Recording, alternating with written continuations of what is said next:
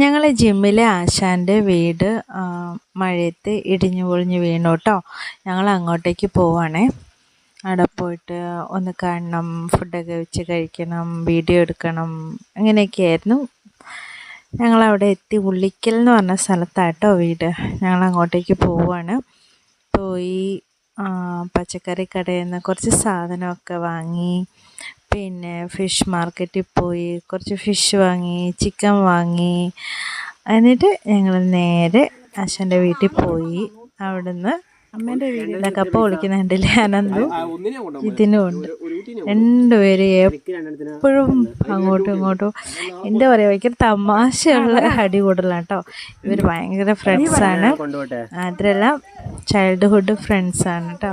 അംഗൻവാടി തൊട്ട് തുടങ്ങിയ വഴക്കാണെന്നാണ് പറയുന്നത്. കുഞ്ഞിലെ മുയലിനെ കട്ടെടുത്തോണ്ട് പോയ കാര്യമൊക്കെയാണ് പറയുന്നത്. ഇത് അമ്മേൻ്റെ മീൻ കറി തിളച്ചുകൊണ്ടിരിക്കുന്നു. ഇവർ കപ്പയൊക്കെ റെഡിയാക്കി കഴുകി വൃത്തിയൊക്കെ ആക്കി എടുക്കുന്നുണ്ട്. ഒരു പൂച്ചക്കുട്ടി കരഞ്ഞുകൊണ്ട് വന്നിട്ടുണ്ട്. മണമൊക്കെ കേട്ടിട്ട് കൊടുക്കണം ഫുഡൊക്കെ ആയിട്ട്. ഇതാണ് അവരുടെ മുയൽക്കുട്ടികൾ. ഇവിടുന്ന് കേട്ടോ എനിക്ക് 2 മുയലിനെ കിട്ടിയത്. ഇത് അവരെ അച്ഛനും അമ്മയൊക്കെ ആയിരിക്കണം. ഇതിലാരാണാവോ? പിന്നെ ഇതായിരിക്കും.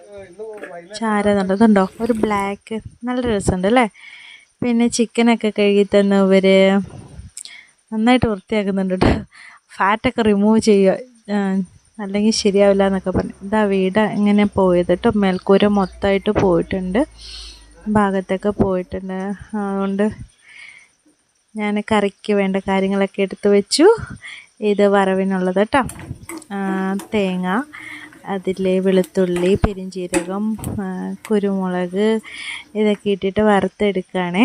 എന്നിട്ട് അതിലേക്ക് മസാലകളെല്ലാം ഇട്ടു. മല്ലിപ്പൊടി, മുളക് പൊടി, ചിക്കൻ മസാല, മഞ്ഞൾപ്പൊടിയൊക്കെ ഇട്ടിട്ട് ഇളക്കി.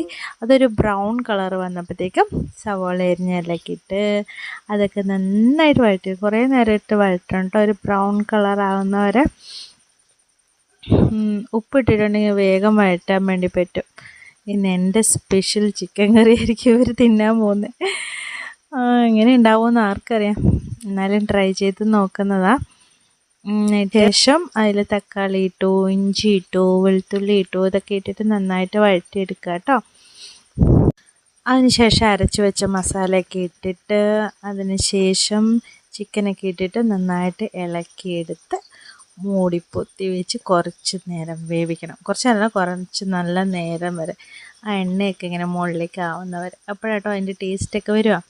അത് കഴിഞ്ഞിട്ട് അതിന് ശേഷം തേങ്ങാക്കൊത്തൊക്കെ ഇട്ടിട്ട് ഇളക്കിയെടുക്കണം. എന്നിട്ട് നന്നായിട്ട് മൂടി വെച്ചിട്ട് അതൊന്ന് വറ്റി എണ്ണ തിരിഞ്ഞ് വരുന്നവരെ വെക്കണം. ഇപ്പം കണ്ടോ, അടിപൊളി കറി റെഡി ആയിട്ടുണ്ട്. അമ്മ കപ്പയൊക്കെ റെഡിയാക്കുന്നുണ്ട്. നന്നായിട്ട് കുത്തി ഉടയ്ക്കുന്നൊക്കെ ഉണ്ട്.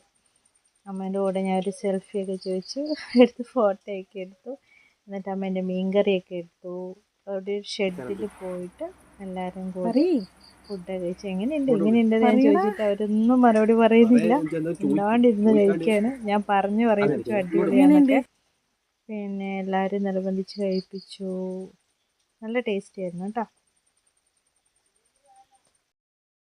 ഞാനും കുഞ്ഞാച്ചിയും ഘനശ്യാമും അനന്തും ചിതിനും ആശാനും. അതിന് ശേഷം ഞങ്ങൾ തിരിച്ചു വന്നുകൊണ്ടിരിക്കുക കേട്ടോ.